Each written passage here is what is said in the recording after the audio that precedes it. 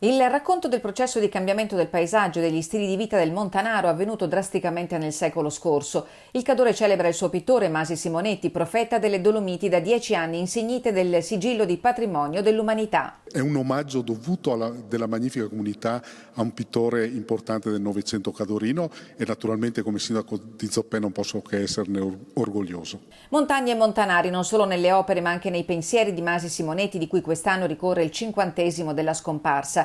Artista fra i più importanti del Novecento bellunese, Masi Simonetti nacque a Zoppè di Cadore, schivo, solitario, tenace e instancabile nel suo lavoro. Lasciò la montagna per sbarcare nella Parigi di Matisse e Renoir. È lì che Simonetti rivela la tempra del pittore ed è lì che diventa grande osservatore e studioso. Simonetti è molto tagliente sui valori che si sono persi nel corso del Novecento e che hanno purtroppo portato alla perdita della nostra tradizione. Frammenti di una vita che dopo la Seconda Guerra Mondiale non ci sarà più, ritratti su tela da un Simonetti guerriero nel mondo dell'arte.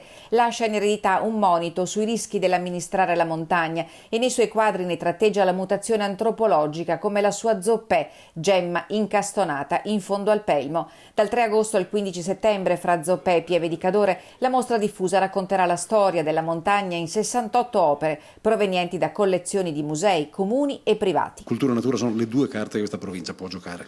Perché è un territorio difficile, quindi qui non abbiamo le grandi pianure in cui fare grande agricoltura o in cui fare industria facile. Lo hanno sempre saputo i nostri antenati e quindi bisogna giocare, almeno negli ultimi 30 anni stiamo tutti cercando di giocare, natura e cultura.